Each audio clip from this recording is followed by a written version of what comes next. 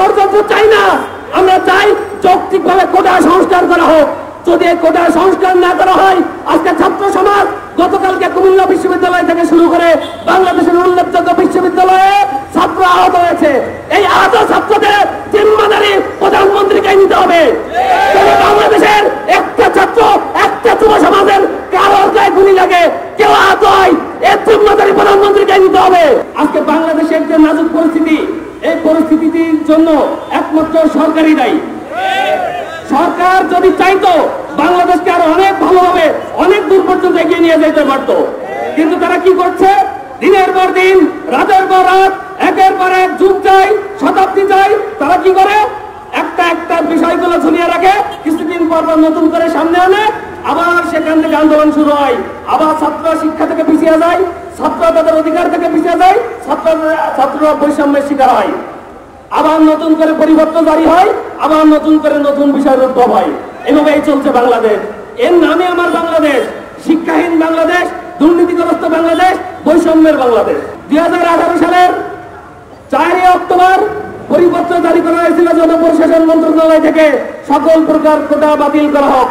আমাদের মাননীয় প্রধানমন্ত্রী তিনি সংসদে ঘোষণা করেছিলেন সকল কোটা বাতিল। কি আজব ব্যাপার!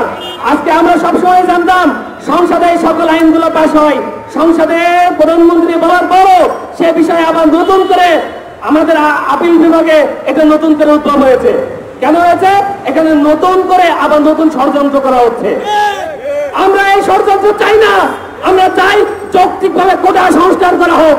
যদি এই কোটা সংস্কার না করা হয়, আজকে ছাত্র সমাজ গতকালকে কুমিল্লা বিশ্ববিদ্যালয় থেকে শুরু করে বাংলাদেশের উল্লেখযোগ্য বিশ্ববিদ্যালয়ে ছাত্র আহত হয়েছে। এই আহত ছাত্রদের জিম্মাদারি প্রধানমন্ত্রীকে নিতে হবে।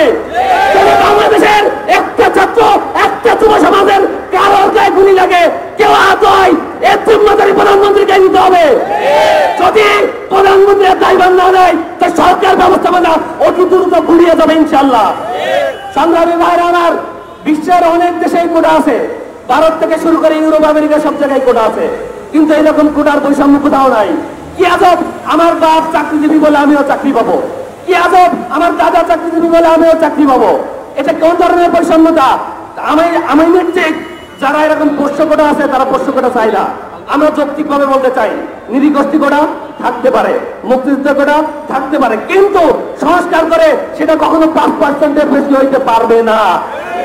যদি এর বেশি করা হয়, তাহলে বাংলাদেশের ছাত্র সমাজ এবং যুব সমাজ দিয়ে ইসলামী যুব আন্দোলন বাংলাদেশ এই কোটার বিরুদ্ধে এমন আন্দোলন করে তুলবে, বৈষম্যের বাংলাদেশ ইসলামী যুব আন্দোলন নিরসন করবেই করবে ইনশাআল্লাহ। সংস্কার চাই, কোটা সংস্কার চাই। আমরা চাই এই কোটা ব্যবস্থা সংস্কার হোক। এই কোটা ব্যবস্থা সংস্কার না হলে ইসলামী যুব আন্দোলন মাঠে থেকে কোটা ব্যবস্থা সংস্কার করবেই করবে ইনশাআল্লাহ।